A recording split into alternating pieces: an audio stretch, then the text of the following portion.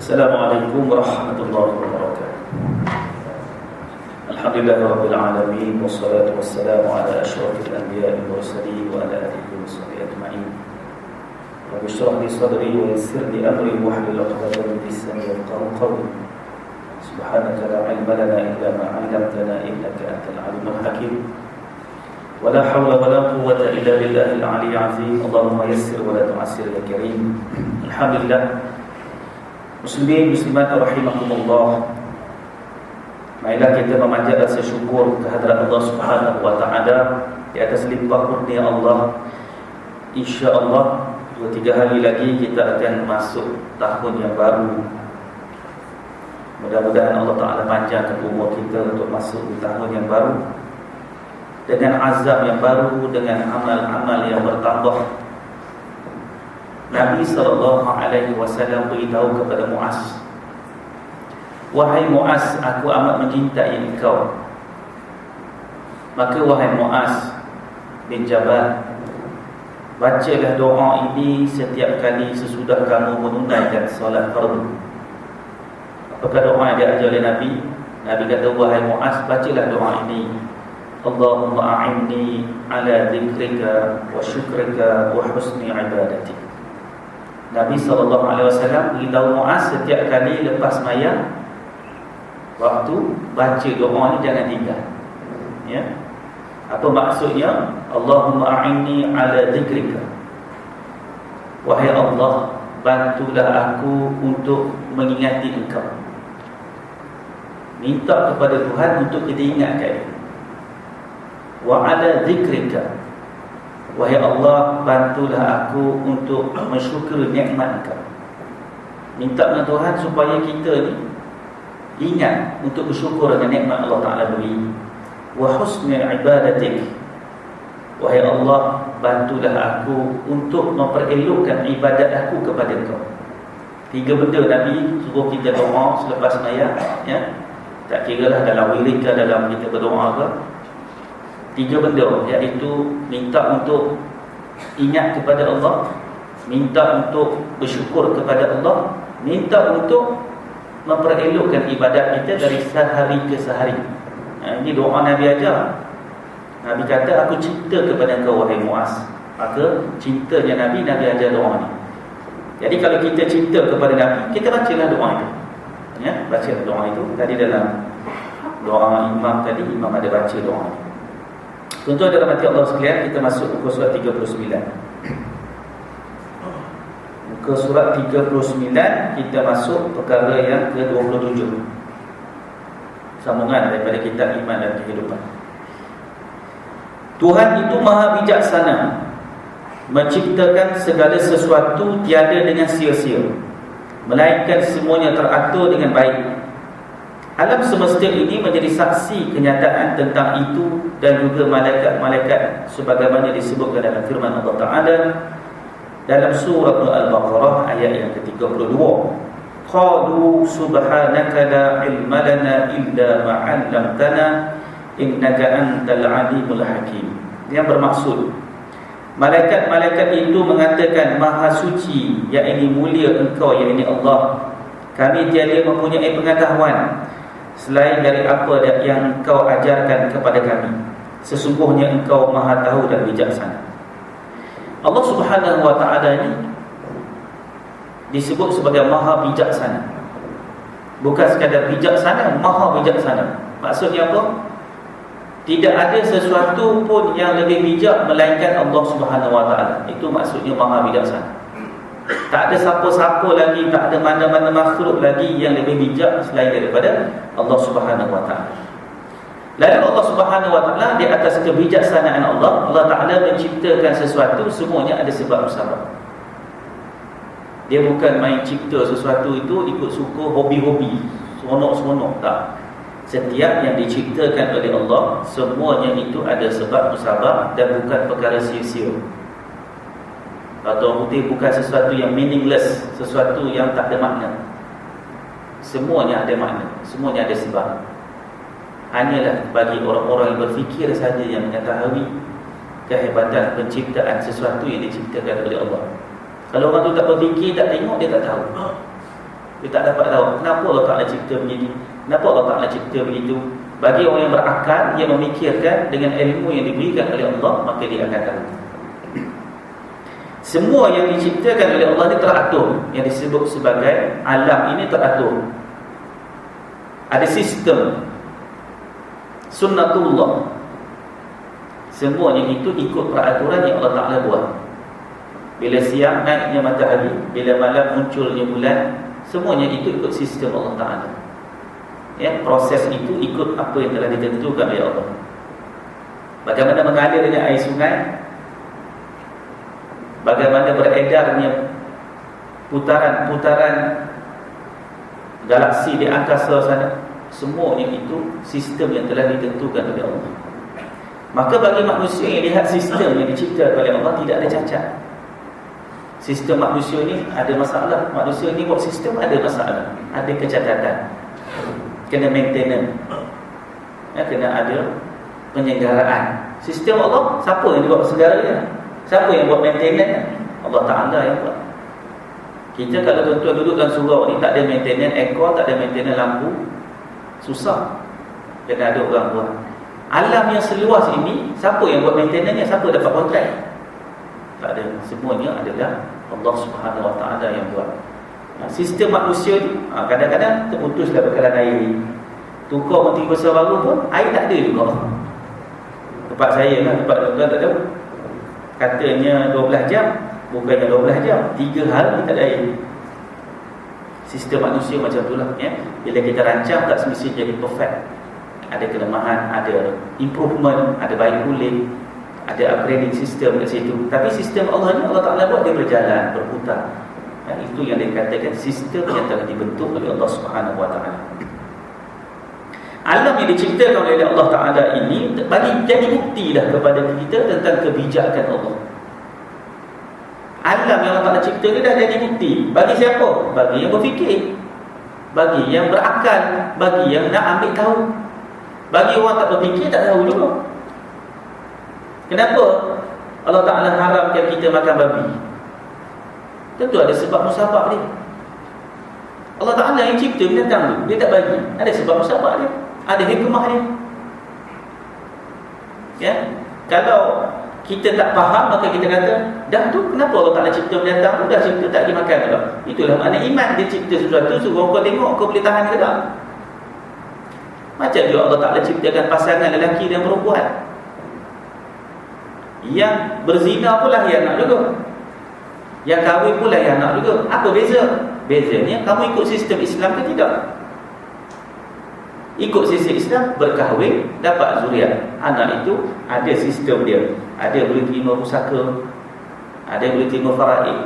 Tapi kalau anak tu anak zina, tak boleh terima pusaka, tak boleh terima faraid. Anak zina mana boleh terima? Itu sistem yang Allah Ta'ala buat. Tapi kalau kita tidak faham agama, kita rasa semua sama. Itu silap. Itu silap. Maka bila mana manusia tengok tentang bagaimana Allah Ta'ala mengurus alam ini, cipta alam ini, Allah Ta'ala tanya kepada malaikat.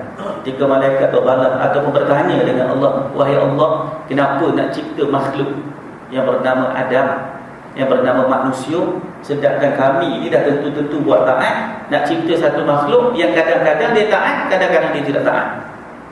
Lalu Allah Ta'ala beritahu kepada malaikat tentang makhluk yang dicipta ini, manusia, iaitu Adam, yang diberikan oleh Allah kepadanya ilmu, pengetahuan. Maka malaikat beritahu kepada Allah dengan ayat ni, qalu subhanaka la ilma lana illa ma 'allamtana innaka antal alimul hakim. Bila mana Allah Ta'ala tunjukkan kehebatan Nabi Adam AS, yang mana Nabi Adam ceritakan kepada para malaikat tentang nama-nama pokok, nama-nama buah, nama-nama benda yang Allah Ta'ala beritahu kepada dia, malaikat tak tahu. Maka berkatalah malaikat, Maha suci Engkau wahai Allah, kami tak mempunyai pengetahuan. Malaikat tak tahu, melainkan apa sahaja yang Allah Ta'ala bagi. Nah, baru malaikat tahu bahawa manusia yang diciptakan oleh Allah Ta'ala ini, Allah Ta'ala beri dia maklumat, bagi dia pengetahuan. Malaikat pun tak tahu. Ini hebatnya Allah Subhanahu Wa Ta'ala. Malaikat tadi rasa dia hebat lah, rasa dia bagus lah, rupa-rupanya banyak lagi dia tak tahu. hanyalah dengan sedikit ilmu yang diberikan oleh Allah kepada malaikat sahaja malaikat tahu. Lain pada itu malaikat tak tahu. Ya, maka sebab itu malaikat kata subhanaka, maha suci engkau wahai Allah. Maha suci engkau yang kami tidak mempunyai pengetahuan. Ini maknanya malaikat ni tuan-tuan, sifat ataupun Allah Ta'ala jadikan malaikat ni sentiasa bertasbih kepada Allah. Bila dia tengok sesuatu, dia pun bertasbih kepada Allah. Subhan, maha suci Allah. Kita begitu tuan-tuan, nampak kehebatan Allah, kena bertasbih, bertahmid, memuji Allah. Subhanallah, tengok kehebatan Allah, Masya Allah. Ini semua benda-benda yang kena lazim keluar daripada mulut kita. Itulah menggambarkan orang yang nampak hebatnya Allah. Berlaku sesuatu musibah, inna lillahi wa inna ilaihi raji'un. Tengok ketika mana peristiwa yang berlaku kepada Aisyah, fitnah yang berlaku kepada Aisyah, bila mana dalam peristiwa itu Aisyah tinggal seorang-seorang di padang pasir. Seorang sahabat yang tertidur ketika mana Ummul Mukminin pergi buang air, dia balik pada buang air, kata Aisyah, dah ada riwayat Muslim, dia tertinggal rantai dia, tertinggal kalung dia, dicari kalung dia, balik-balik tengok rombongan ni dah berangkat. Mereka ingat Aisyah ada atas unta, sebab unta yang Aisyah duduk tu bertutup. Rupanya unta tu Aisyah tak ada duduk dalam tu. Bila Aisyah balik, tengok rombongan dah berangkat. Kebetulan ada seorang sahabat yang tertidur bila rombongan tu pergi. Bila sahabat ni buka saja mata, ternampak dia kepada Aisyah, Ummul Mukminin. Aisyah kata, ketika tu aku tak tutup muka aku. Sahabat tu buka mata, nampak Aisyah. Lalu terpaculah daripada mulut sahabat itu satu ungkapan. Apa ungkapannya? Inna lillahi wa inna ilaihi raji'un. Itu sahaja ucapan yang terpancur daripada mulut sahabat, inna lillahi wa inna ilaihi raji'un. Bila tengok sesuatu yang agak sebagai musibah, dia tengok aurat Aisyah, muka dia, ya. Ummul Mukminin Aisyah kata, aku cepat-cepat tutup muka. Sebut apa? Inna lillahi wa inna ilaihi raji'un. Ya. Itu juga dengan musibah, sebut inna lillahi wa inna ilaihi raji'un. Bukan hanya tunggu orang mati. Ini tunggu orang mati sebut inna lillahi wa inna ilaihi raji'un. Tengok orang accident, kita kata ada accident tadi, orang sebut inna lillahi, kawan tu tak mati lagi. Tak payah tunggu mati. Musibah. Ya. Cuma kita ni tak lebih pandai, kita tambah pula Al-Fatihah. Tu, yang tambah tu tak baca pun.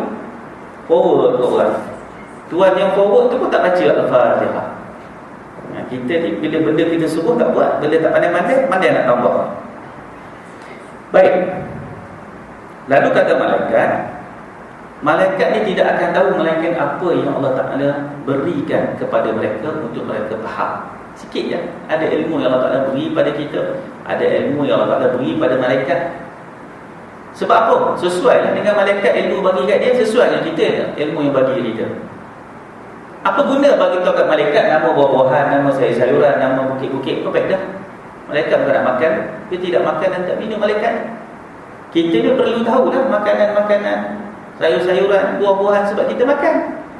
Jadi ilmu pasal buah-buahan, ilmu pasal makanan bagi tahu kat malaikat faedah. Tak ada faedah kepada dia. Tapi faedah pada kita, faedah pada kita. Sebab kita perlu tahu makanan apa boleh makan, makan mana tak boleh makan, makan mana beracun, makan mana yang tidak beracun. Kita yang perlu tahu. Ya. Boleh pegang anjing, tak boleh pegang anjing. Kecoh tuan-tuan, kecoh. Nak pegang anjing tu nak buat apa pegang anjing?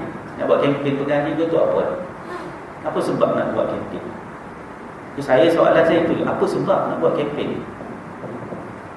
Adalah khilaf di kalangan mazhab-mazhab. Mazhab Maliki kata tak ada haram pegang. Kita dah sekali duduk pegang mazhab Maliki kan? Ra'i lah mendapat mazhab setempat. Ra'i Imam Syafi'i pergi solat subuh di tempat Imam Malik. Dia ra'i mazhab Imam Malik. Dia tak baca kunut dalam sembahyang subuh. Lalu pengikut Imam Malik tahu dalam mazhab Syafi'i, Imam Syafi'i akan baca kunut subuh.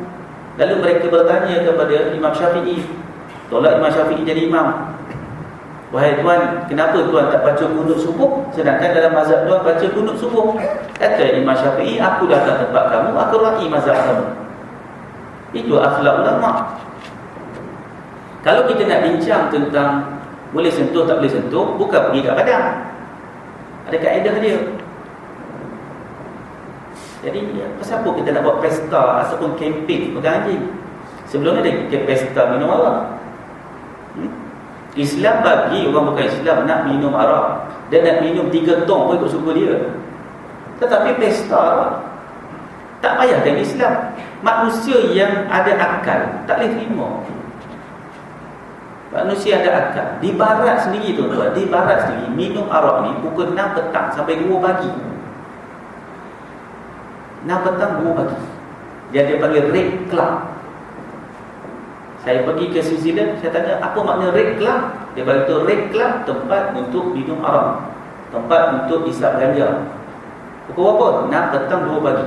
Yang lalu pergi situ tak boleh bawa kereta, sebab nanti dia mabuk, teksi dia hantar dia balik. Dalam pos dia kena ada alamat dia tinggal. Sebab dia mabuk, dia tak boleh bagi tahu tempat mana dia nak balik. Driver teksi akan buka pos dia, tengok alamat dia dan ambil duit charge dia, hantar balik. Dia tak sedar. Kalau nak minum 3 tong dia punya pasal, tapi nak buat pesta tak boleh. Pesta ni dia, arak ni akan menyebabkan masalah dia banyak, betul, banyak. Saya buat satu survey tuan-tuan di 7-Eleven. Saya tak tahu di tempat tuan-tuan macam mana, saya tak tahu. Di tempat saya di Bukit Mahkota Bangi, kita tidak benarkan 7-Eleven jual arak. Tak dibenarkan. Persatuan Penduduk tak benarkan. Nak buka 7-Eleven boleh, arak tak boleh jual. Alhamdulillah di kawasan Bangi, kawasan Melayu tak boleh jual arak. Tempat tuan-tuan saya tahu. Jadi 7-Eleven memang datang tidak ada arak. Saya tanya kepada seorang pengurus 7-Eleven, sepanjang dia bekerja di 7-Eleven, berapa ramai yang datang beli arak malam? Dia kata 90% yang datang beli arak anak-anak Melayu. 90%. 90%. 7-Eleven di mana Cina masuk? Cina tak masuk. Melayu masuk. 90%. Ya. Arak ni punca maksiat, punca masalah. Ya. Dia nak melingkup seorang-seorang, dia melingkup seorang-seorang. Tapi jangan melingkup orang. Ya. Jadi kita kena faham. Saya kuliah di satu tempat, baru ni saya beritahu, pemimpin-pemimpin yang minum arak pun tak kira ada parti apa benda pun, kalau dia bertanding jangan duduk pilih dia. Saya cakap gitu, tak kira daripada parti mana pun. Dia nak kempen sangat, dia punya minum arak, tunjuk ke orang, dia terus pilih. Sebab arak ni bukan masalah dia parti mana, masalah dia akan rosak orang ramai. Tuan-tuan setuju tak setuju, itu hak tuan-tuan lah. Kan? Saya bagi pendapat saya. Begitu juga kita nak buat sentuh anjing, kita seronok nak belajar. Lepas tu kita bagi tahu pandangan. Kita tak boleh, ada satu ustaz tulis, tak nak sebut nama ustaz tu, popular juga. Iaitu kita tak boleh kata orang yang buat kempen sentuh anjing ini liberal. Sebab di dalam mazhab Imam Malik boleh sentuh anjing. Soalan saya, hak sentuh anjing tu ngaji tak mazhab Imam Malik? Ngaji sungguh ke mazhab Imam Malik? Kalau dia mengaji sungguh tak apa. Itu soalannya. Nak bersangka baik pun berpada-padalah para ustaz pun. Kan? Banyak dah masuk dalam Facebook saya tu tak habis-habis lagi. Saya bagi tahu, bila kita baca hadis, kita kena baca syarah hadis itu. Bukan membaca hadis secara literal. Kita kena baca syarah hadis itu. Kena tengok siapa yang nak syarah tu, ulama nak syarah tu. Tengok bagaimana dia syarah hadis itu. Adakah anjing ini sebagai binatang yang hina? Tak hina.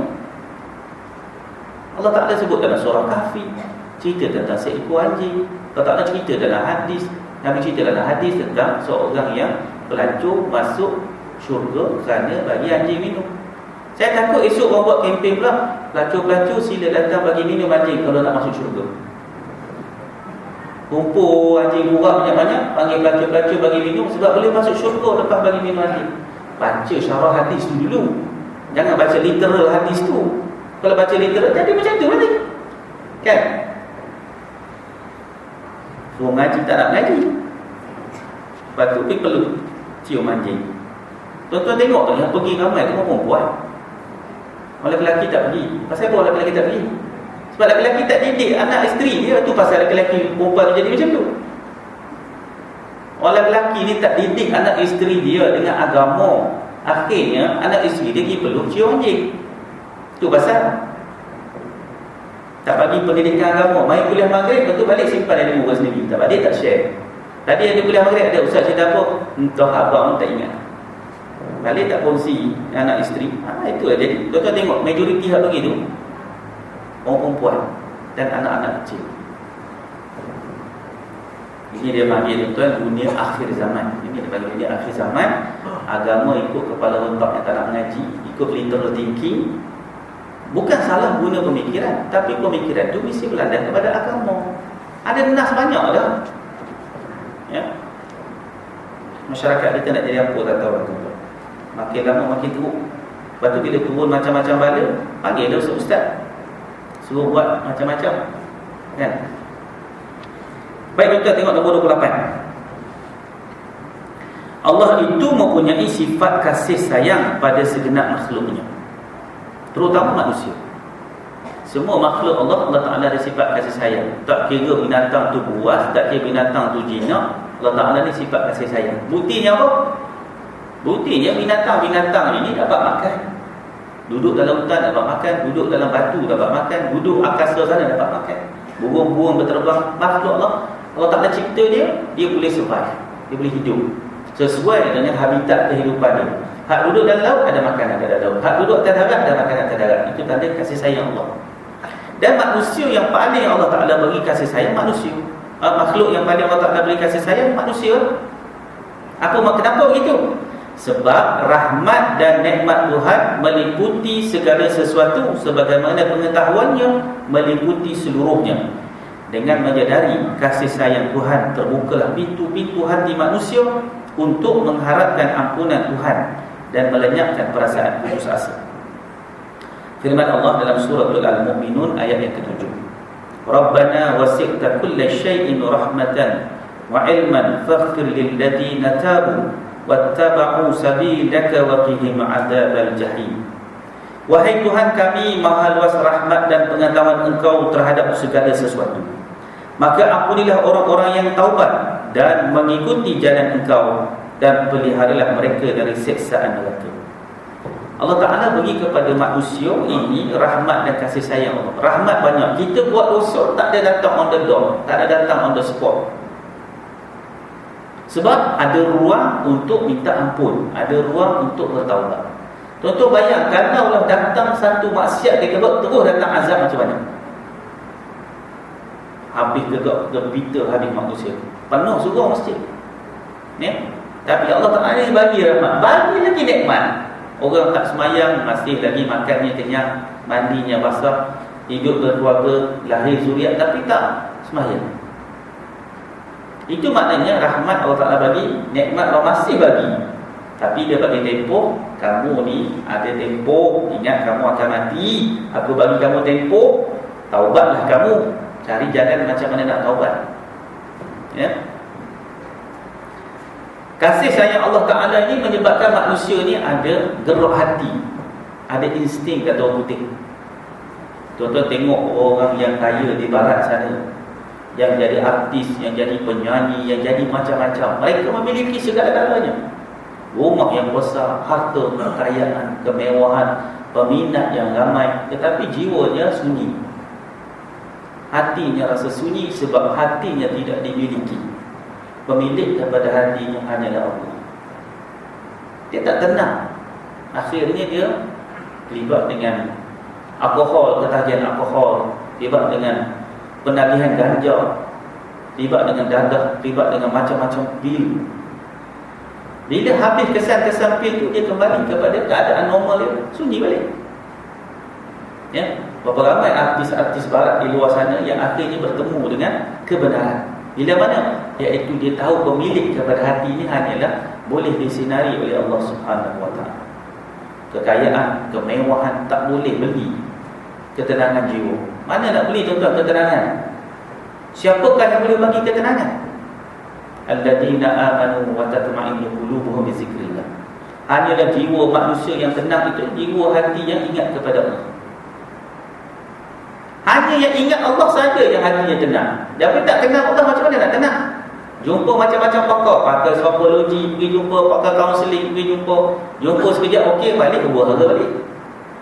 Jumpa doktor bagi ubat penenang, habis kesan ubat penenang, tak tenang balik. Sebab pemilik jiwa ni Allah. Kena minta kat dia, minta ketenangan.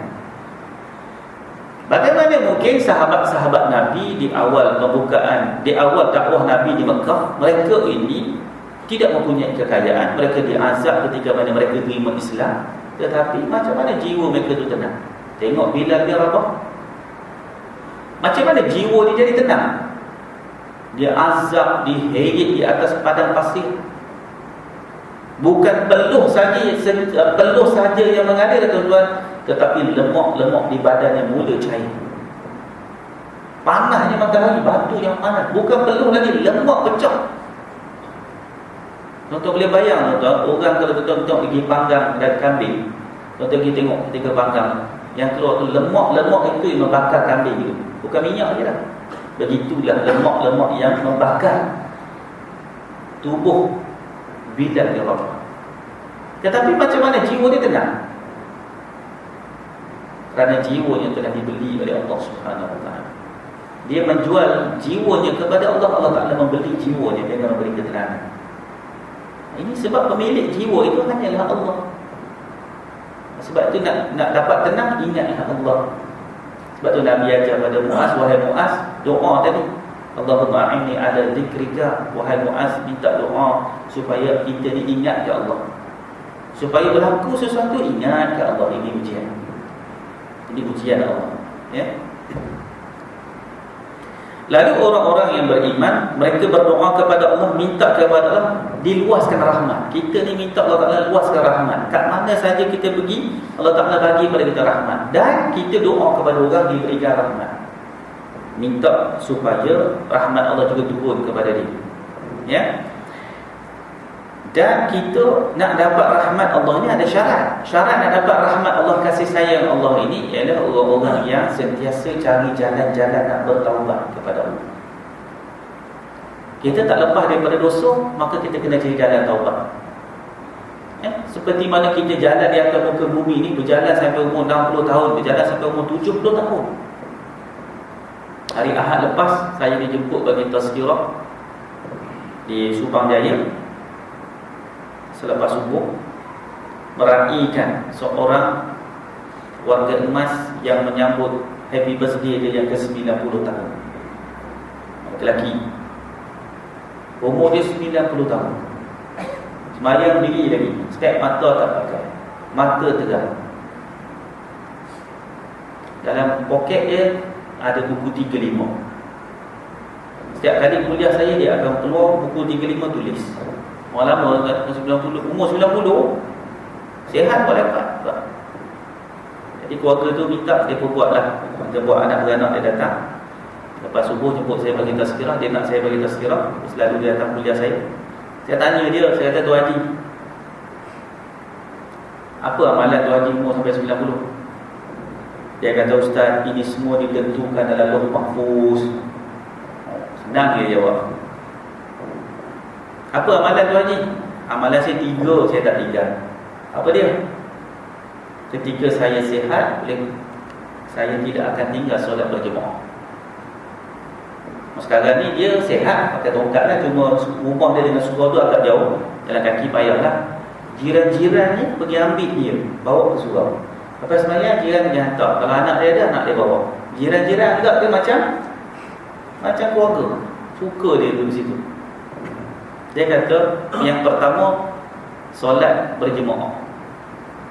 Solat berjemaah. Tuan-tuan, kita ni tuan-tuan, umur 20 tingkat.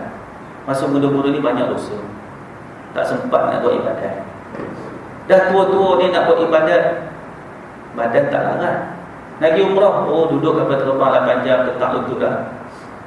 Nak pergi tawaf tak larat, nak pergi sa'i tak larat. Habis macam mana kita nak cover balik? Masa muda dulu kita duk lawar, masa muda dulu kita duk sibuk urusan perniagaan, urusan kerja, nak besar anak-anak. Dah tua-tua ni baru datang surau masjid. Tengok dosa banyak. Boleh ke balik jumpa Tuhan yang Allah Ta'ala ampun ni? Tapi sebab kasih sayang Allah Ta'ala ni, kita datang sembahyang berjemaah dapat ganjaran 27 berbanding sembahyang seorang diri. Jadi rebutlah. Kita yang masa muda-muda dulu tak rajin nak pergi surau masjid, masa ni tak ada lagi nak sembahyang kat rumah, sembahyang kat surau masjid lah. Sebab nak kejar pahala berjemaah 27 compare tu 1. Takkan kita ni matematik kita ni teruk sangat, tak boleh tahu dia antara 27 dengan 1 mana lebih mana kurang. Naik minyak 20 sen pun kita tahu dah harga naik. Ganjaran pahala 27 dengan 1 tak boleh beza tu. Itu payahlah kita tu. Sebab itu bila umur kita ni meningkat, tak ada lagi dah istilah sembahyang seorang, berjemaah lah. Sebab itulah cara kita nak cover balik pahala-pahala, kejar balik. Sekurang-kurangnya kita balik jumpa Tuhan dapat ganjaran pahala yang banyak. Kalau duduk sembahyang seorang-seorang lagi, rugi lah. Kecuali lah kita sembahyang sunat di rumah tu cerita lagi, ya. Yang kedua kata dia kata, Ustaz, saya tak pernah tinggal baca Quran. Quran tak pernah dia tinggal. Baca ayat dia baca Quran. Dan yang tiga katanya, kata Ustaz, saya selalu zikrullah, ingat kepada Allah, banyak berzikir. Duduk saya saja zikir, la ilaha illallah, la ilaha illallah. Ini tu pun tahlil tu zikir. Tak ada tahlil, tak ada bulan ni, tak ada tahlil, tak ada orang mati, tak ada la ilaha illallah.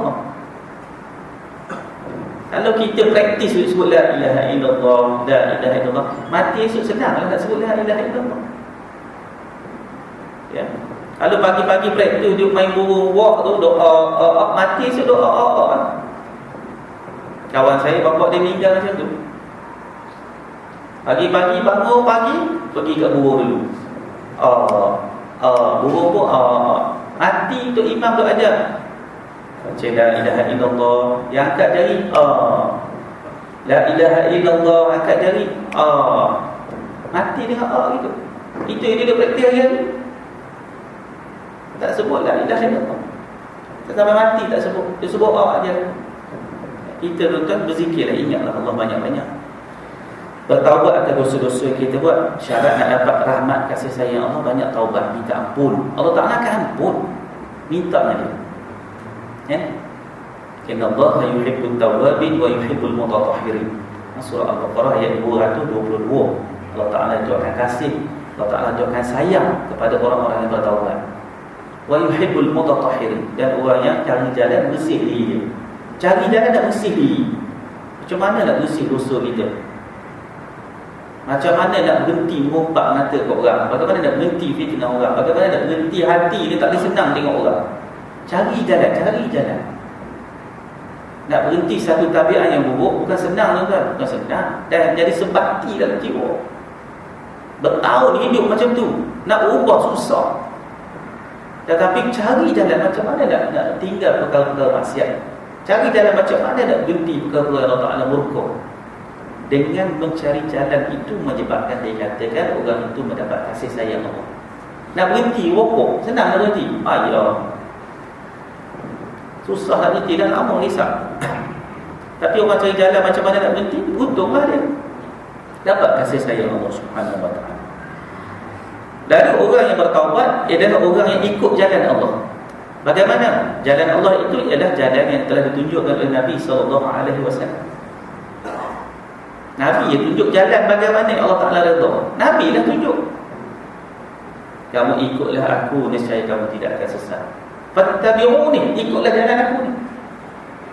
Jalan siapa? Jalan Nabi. Sebab tu diutus pada kita Rasul, suruh ikut jalan dia. Bagaimana hidup berkeluarga, bagaimana hidup bermasyarakat, bagaimana nak berlaku ketaatan. Siapa? Nabi ajar kita jalan dia. Jangan sampai melampau. Kan? 3 orang sahabat dia melampau. Jumpa isteri Nabi, dia kata apa amalan Nabi? Isteri Nabi cerita. Lalu dia kata, kalau macam tu, aku tak nak tidur-tidur, aku nak sembahyang, tak nak tidur-tidur. Seorang lagi kata, aku nak puasa, tak nak buka-buka. Maknanya hari-hari puasa. Seorang lagi kata, aku tak nak kahwin. Sebab kahwin ini menyebabkan leka, lupa, teringat anak, teringat isteri. Nabi SAW bila dengar Nabi pergi jumpa 3 orang. Nabi kata, aku ni Rasul, aku ini sembahyang, aku ni tidur. Bukan Nabi tak tidur malam, sembahyang dan tidur. Kita bukan sembahyang, tidur tak sembahyang. Balik kata Nabi dijumpa seorang lagi, Nabi kata aku berpuasa dan aku buka. Nabi ada hari dia puasa, ada hari dia buka, ada hari dia puasa, ada hari dia buka. Nabi dijumpa seorang lagi, Nabi kata aku ni Rasul, aku diperkahwin, aku hidup, aku kahwin. Jadi maknanya mana mungkin ada satu manusia yang tiba-tiba lebih hebat daripada Nabi? Tak mungkin lah. Sebab manusia yang fikir kononnya dia nak jadi hebat daripada Nabi, Nabi itu kahwin, Nabi itu sembahyang, Nabi itu tidur, Nabi itu berpuasa, Nabi itu berbuka puasa. Tak mungkin ada satu manusia yang lebih hebat daripada Nabi kononnya. Maka dia jadi manusia yang tidak hidup atas landasan yang diajar oleh Nabi SAW. Saya berhenti untuk azan.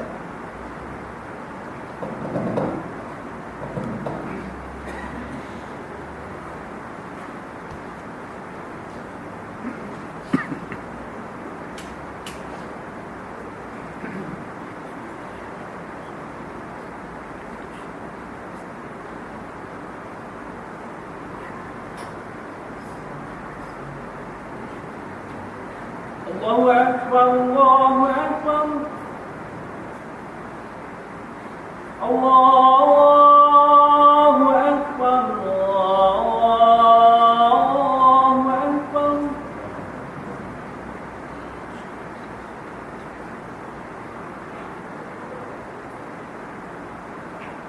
Asyhadu an la ilaha illallah.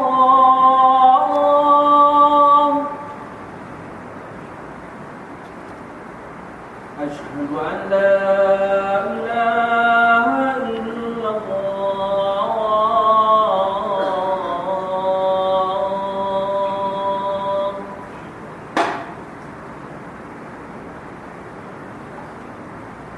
Asyhadu anna Muhammadan Rasulullah.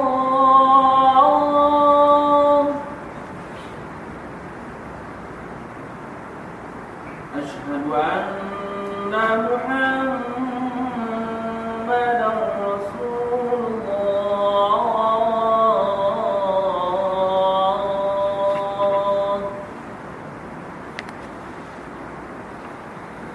Hayya 'alal falah.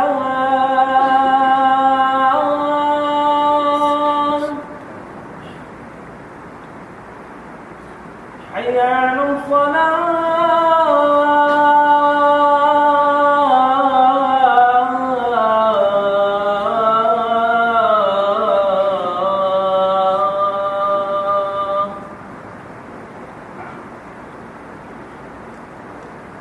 حي على الفلاح.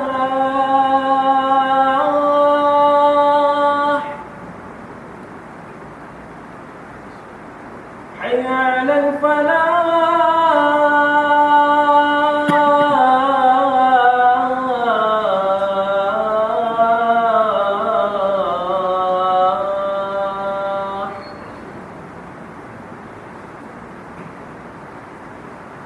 الله أكبر، الله أكبر. لا إله إلا الله.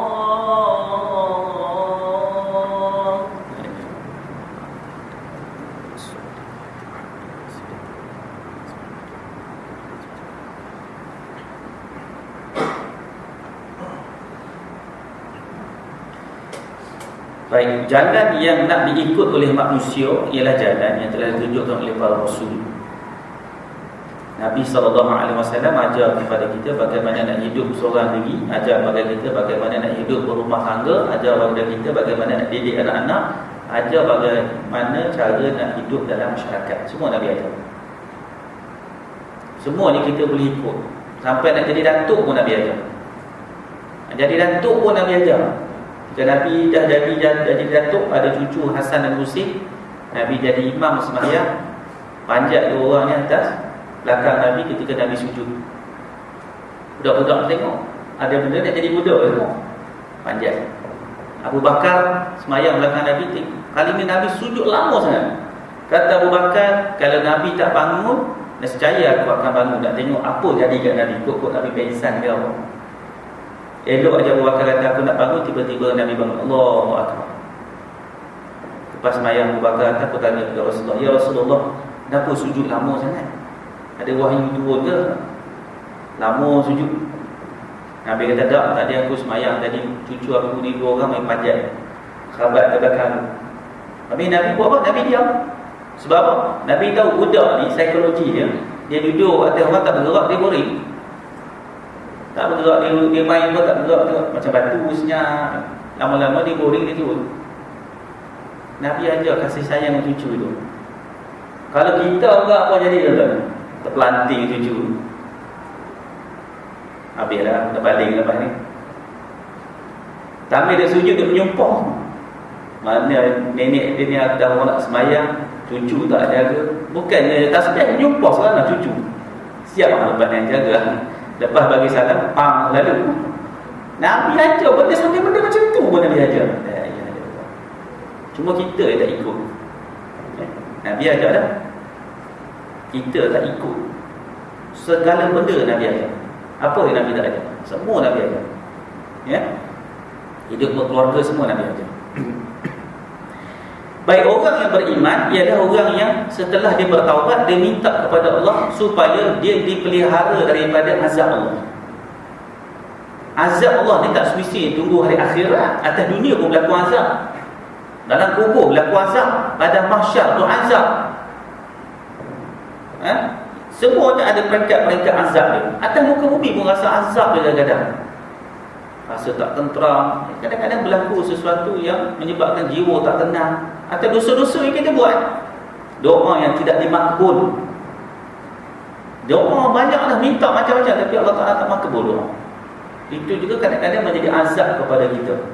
Sebab Nabi SAW berdoa, wahai Allah, janganlah di antara doa Nabi, janganlah aku ni termasuk di antara doa yang tidak dimakbul. Doa tak makbul ni masalahnya besar, tuan-tuan. Doa Rabbana atina fid dunya hasanah wa fil akhirati hasanah wa qina azabannar. Wahai Allah, berilah kepada kami kebaikan dunia dan kebaikan di akhirat. Dan jauhilah kami daripada azab api neraka yang maha dahsyat. Tiba-tiba doa tak makbul doa tu. Masalah ni.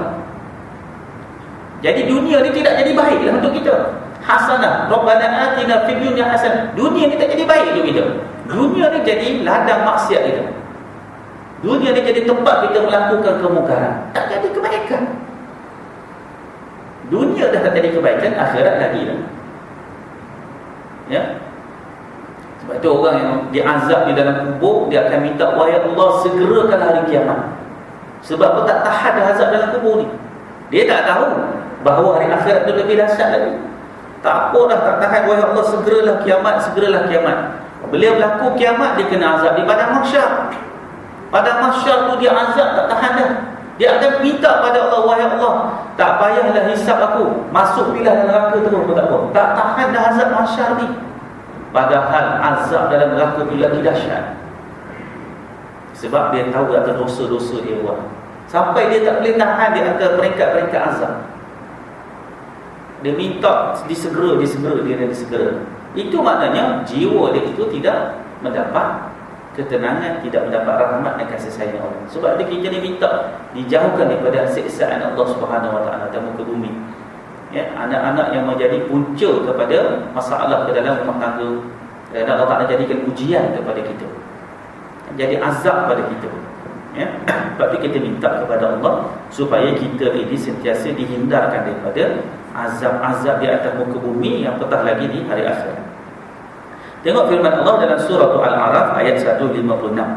Azabi usidu bihi man asya'u wa rahmati wasi'at kulla syai'in. Siksaanku, yakni Allah, akan kutimpakan kepada siapa yang aku kehendaki, dan rahmat aku meliputi segala sesuatu. Allah Ta'ala ni dia nak jatuhkan azab pada orang-orang tertentu saja. Spesifik. Allah Ta'ala sebut tentang sesiapa yang aku kehendaki. Maknanya bukan semua. Tetapi Allah Ta'ala sebut kasih sayang dia bagi semua. Itu kita baca Bismillahirrahmanirrahim, dengan nama Allah yang maha pemurah lagi maha mengasihani. Pemurahnya Allah Ta'ala itu kepada semua. Islam bukan Islam, semua dapat. Tetapi Ar-Rahim, Kasih sayang Allah spesifik kepada hanya orang-orang Islam. Azab Allah Ta'ala begitu, spesifik kepada orang-orang tertentu saja, tetapi rahmat dia kepada semua. Orang yang buat maksiat makan kenyang juga, kan? Orang yang buat zina dapat nikmat sama juga, tapi azab dia tu lain. Azab dia lain. Bateri habis ke? Dia dah suruh berhenti lah. Tak bunyi. Bunyi. Bateri kurang. Bateri yang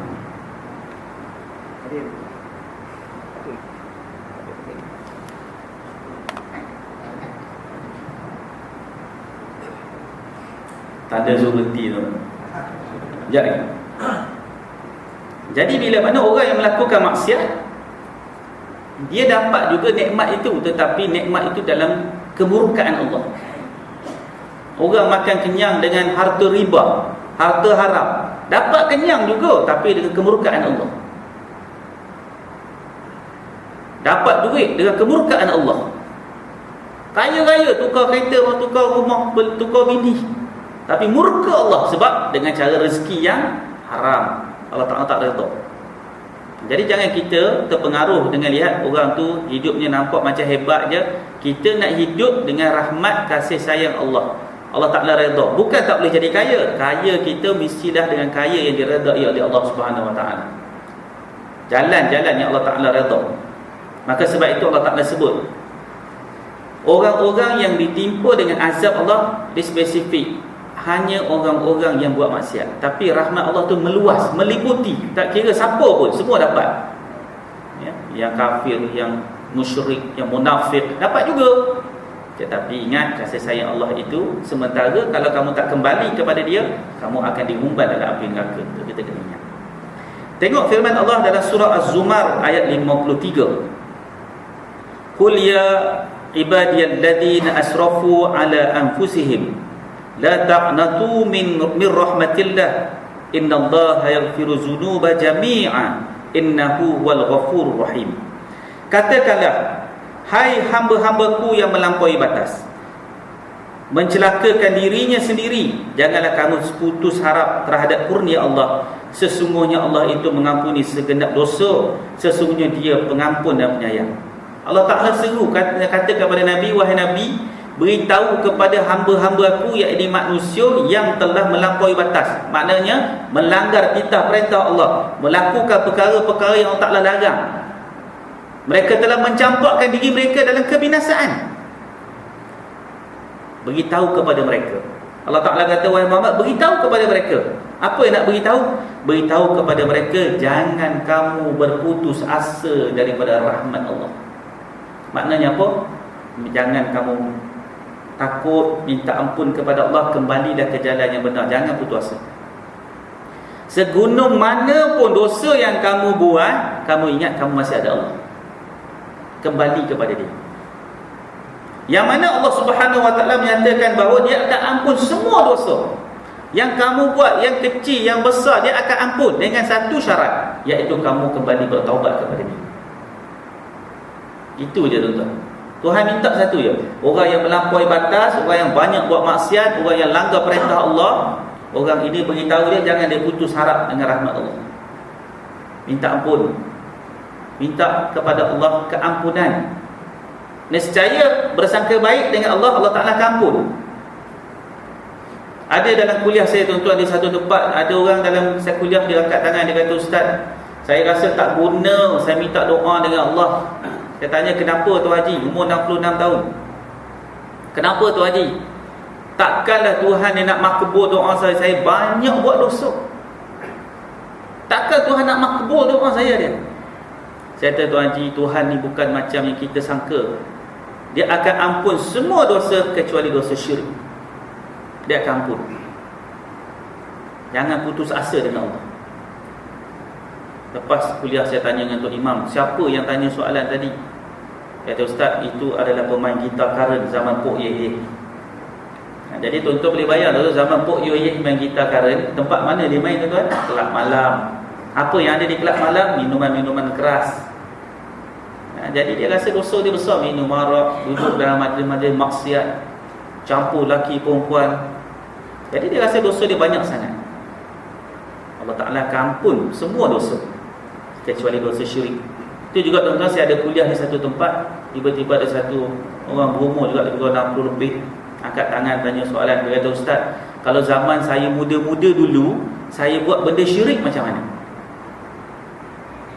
Saya tak tahu. Sekarang ni dah pencen ni baru tahu, rupa-rupanya benda tu benda syirik. Macam mana nak buat? Taubatlah, kata, taubat pada Allah.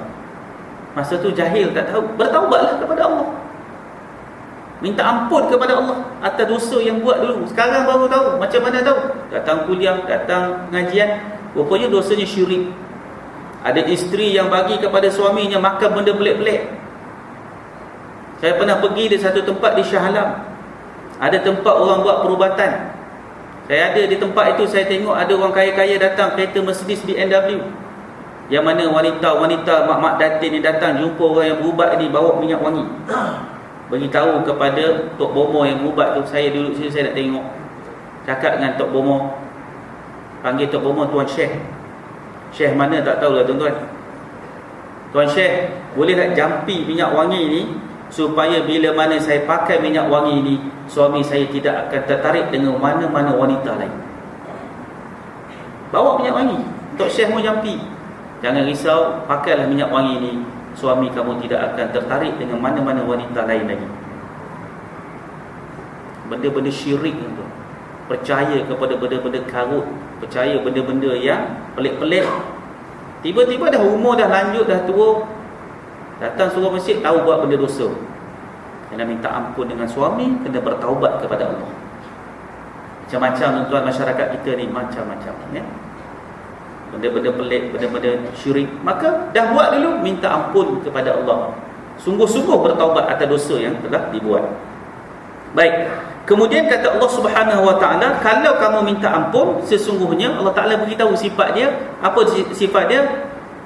Wal Ghafurur Rahim. Dia akan mengampunkan. Apa yang nak susah hati? Itu maksud dia. Kamu minta ampun kat aku, wahai pelaku-pelaku maksiat, wahai orang-orang yang telah melampaui batas, kamu minta ampun kepada aku, ya ini Allah. Kata Allah, aku yang akan ampunkan. Apa yang kamu susah hati? Apa yang kamu duk risau? Apa yang kamu duk rasa tak senang? Aku ini maha penerima taubat, aku ini maha pengampun. Lalu kata Allah, diakhirkan ayat ini, Ar-Rahim. Bukan sekadar Allah Ta'ala itu ampun, dia akan kasih sayang pula. Dia akan kasih dan sayang pula pada orang-orang yang dah siapa? Buat dosa, buat maksiat, lampaui batas, lalu dia kembali ke jalan Allah. Bukan sekadar dia diampun, dia akan mendapat kasih sayang Allah. Syarat dia satu je tuan-tuan, satu je syarat dia. Minta ampun kepada Allah, bertaubat. Itu je syarat Tuhan minta. Payah sangat ke? Satu tu je Tuhan minta. Kamu dah buat dosa, kamu minta ampun. Dan jangan kamu ulang dosa itu. Itu je Tuhan minta tu. Kau payah sangat. Dengan Tuhan ni senang. Masalah kita dengan manusia yang susah. Kemarin ada orang hantar mesej, Ustaz, saya ada buat dosa dengan orang ni. Orang ni dah mati, lama dah mati. Boleh tak saya pergi kubur, cakap dengan dia kat kubur? Si fulan, aku buat dosa dengan kau dulu, kau ampunlah dosa aku. Boleh tak buat macam tu? Faedah apa buat macam tu? Dia dah mati dah, bukannya dia duduk kat dalam kubur tu. Yang duduk dalam kubur tu dia punya jasad yang telah dimamah tanah, tinggal rangka ya, dia tak duduk dalam tu. Jadi minta ampun kepada Allah, cakap je, buat amal kebaikan untuk dia. Saya kata tak payah. Buat amal kebaikan kat dia. Ada masjid, ada surau nak buat wakaf. Ni wakaf aku ni untuk nama sahabat aku dulu yang aku banyak buat dosa dia. Buat wakaf atas nama dia. Mudah-mudahan dengan harapan pada hari akhirat esok dia bangkit, dia tengok banyaknya pahala aku. Siapa yang bagi? Akulah bagi dulu buat wakaf atas nama-nama kau. Kerana wakaf yang kita bagi atas nama-nama dia, atas niat atas nama-nama dia, mendapat ganjaran atas dia, mudah-mudahan dia akan ampunkan kita pada hari akhirat. Itu je. Minta kepada Allah, mudah-mudahan kita bertemu di hari akhirat, dia ampun dosa kita. Betul ya. Jangan pergi minta menangis kat kubur pula. Jadi macam Allah kasih pergi cari mana kubur. Mana dia kubur? Tak payah, tak ada suruh pun. Sebab tu masuk ngaji.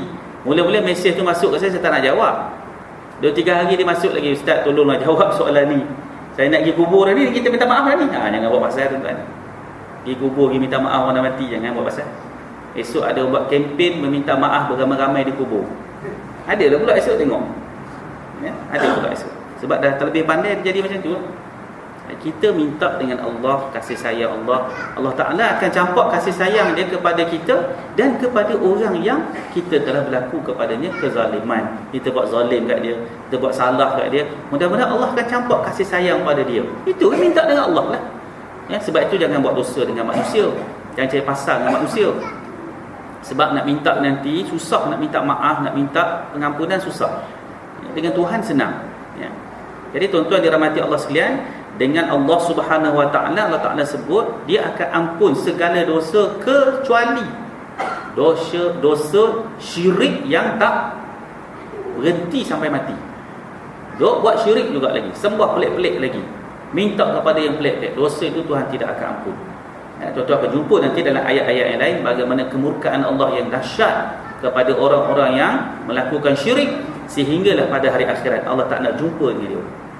Ada nanti tuan-tuan akan jumpa nanti dalam ayat-ayat yang kita akan bincang dalam pertemuan-pertemuan yang akan datang, insya-Allah. Jadi tuan-tuan saya berhenti di situ tuan-tuan, insya-Allah ya. Ada soalan kalau saya boleh raih, silakan.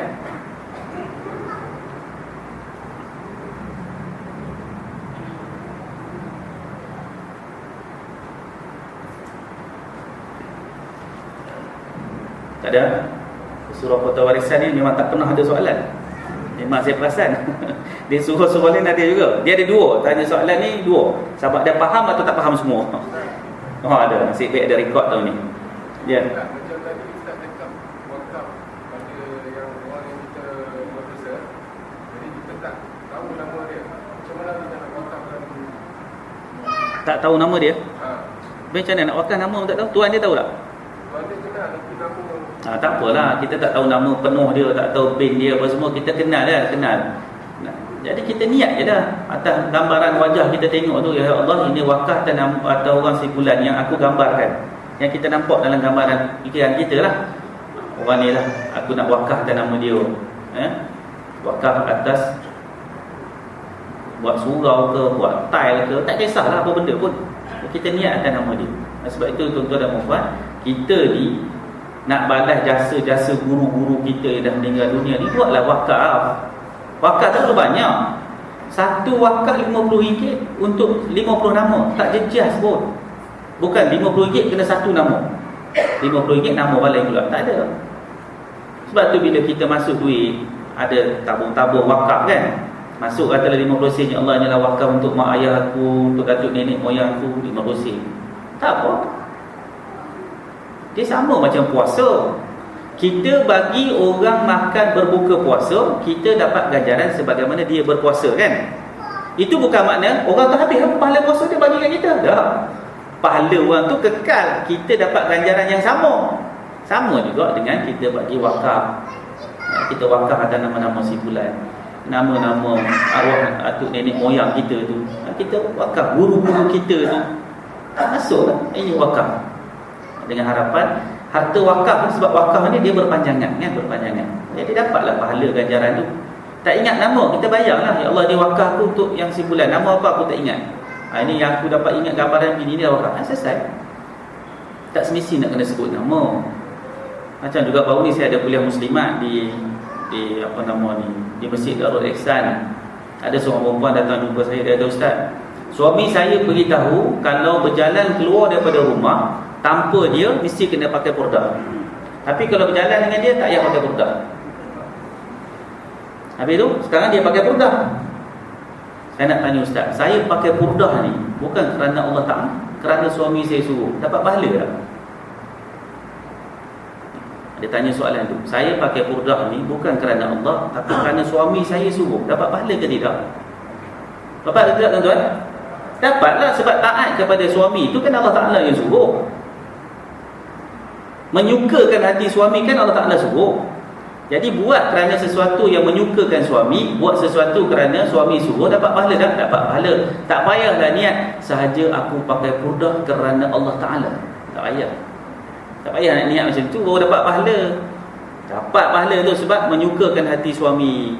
Macam ibu-ibu lah, ibu-ibu masak, tahu makanan kegemaran suami kan, masak, suami tak suruh pun, balik-balik hidang depan dia. Suami seronok sebab apa? Isteri masak makanan kegemaran dia. Dapat pahala tak? Walaupun suami tak suruh, dapatlah pahala sebab suami suka. Ataupun bagi suami makan, suami kata, you masak untuk I ke? Tak, I masak kerana Allah Ta'ala.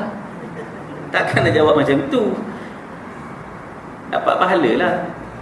Jadi gitu maknanya wakaf pun sama. Itu yang kita dapat ingat. Nama tak boleh recall. Memori makin lama makin lupa. Ingat gambarannya. Niat tadi dapat insya-Allah ya. Ada soalan lain tuan? Boleh tak? Boleh tu insya-Allah ya.